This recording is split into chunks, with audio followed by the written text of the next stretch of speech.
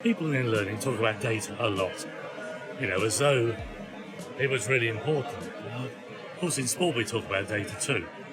But in sport, the key data is, were you on the rostrum, mate? Did you go on the podium? Which step? It's pretty much an absolute. But the data below that is microscopic and detailed and, what did you eat for breakfast? Did you have pasta? Did you have, put you in an ice bath because we know how your blood responds. We know how that helps your muscles recover. So it's really interesting in learning where the data people seem to care about is exam grades, but they don't care about it. They do not care about it because otherwise they'd be looking at all the other data too. So we thought, wouldn't it be interesting to measure all the things that matter in terms of learning? So we build these little boxes and a little screen on the front. I've just disconnected it, otherwise you'd see it. It's flashing red because this is such a noisy space. But this measures light levels, and there's a minimum light level below which you start to yawn and your eyes drop. I can go into a classroom and I can tell you before the kids come in where the first kid to yawn will be sitting. I tell you where the first disengaged child will be sitting. I can tell you where the first one to abandon the will to live will be sitting. I can put them on a bit of paper, put the bit of paper on the teacher's desk, and I'll say, we'll turn that over in a minute. And 15 minutes into the lesson, one yawns, one gazes out the window, we turn the paper over and And the teachers say, but the naughty kids always sit in the corner. So it's not naughty kids, it's the corner that's damaging perfectly good kids, So the whole thing is, so we measured light levels, temperature, noise, the rhythm of noise. Fast rhythm is really important. So you go into a place, they say, we put extractor fans in. I say, yeah, but listen to the speed of the fan. That's more damaging than the CO2, We're measuring pollution. We're measuring humidity, which of course is linked to temperature. We're measuring just everything. 18 to 21 is your zone. We've only got the data for maths at the moment. So, it may be that for art, you need to be in a really hot room, and I don't think so. But we know for maths, and it's a straight line. Once you get to 18, once you get to 21 degrees, every degree the temperature goes up, your maths performance goes down. By the time you're at 23 degrees, you're into 1.8, something like that, performance drop. So I can walk into an exam room, the kids sitting by the window, temperature's a little lower because there's a little bit of fresh air, the light levels are higher.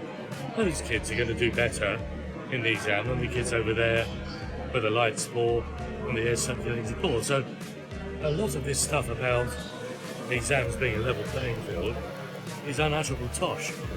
Kids in one exam room, it's not fair. Kids, I was in a school in Australia, I won't tell you where, but they said, these days we do our exams in the hall. The hall had a purple ceiling. It was, of course, a church school.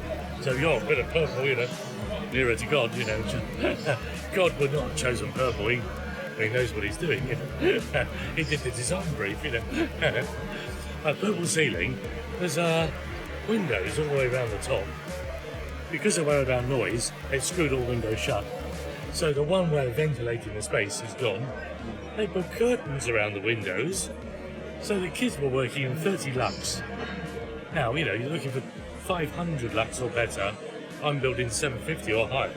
A kid trying to do an exam, in any lux level below 100, you might as well hit him on the head with a shovel. It's like, they've got no chance at all. So, and I said to them, I can tell you straight away your maths performance has gone down in this school. They said, how did you know that? It's gone down in the last 5 years. I said, when did you start using the exam room? 5 years ago. It's so bleeping obvious. We were in another school where the kid, we put the dear old learnometer in, it flashed red, and it comes up a little sad face. You go, things aren't good here, And the two worst rooms in the school were both down 4 or 5 steps, so like just down a little bit lower. And the CO2 was ponding, it was like a swimming pool for CO2, so kids were drowning in their own emissions. And the light levels were also bad because they had interactive whiteboards. Interactive whiteboards were like everywhere they're rubbish, the bulbs start to get dimmer and dimmer, and you can't afford to replace them. So they drew the curtains, so the windows are shut, the curtains are drawn. Couldn't have been worse. So right, we'll make over this room.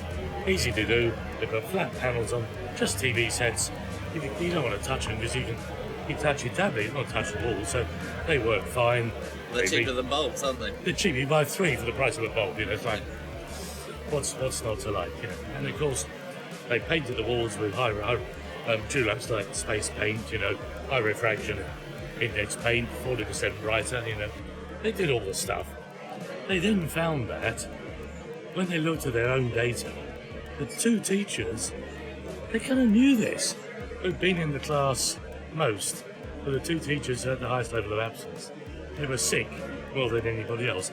And when they ranked at school, according to whether you achieved your estimated grade on entry or didn't achieve it, the bottom decile group, the kids who ended up furthest from the estimated grade on entry, were the kids who spent most time in our room. They knew that, but they thought these kids are teachers from sick. So it's like, no, got to bang them over the head with a learnometer. And people might say, well, I don't care much about the exams. Well, you have to care because they're there. I'd love them to be different, but they're there and they matter. Let's get the kids to be as good as they can be, surely. That's the least you might expect.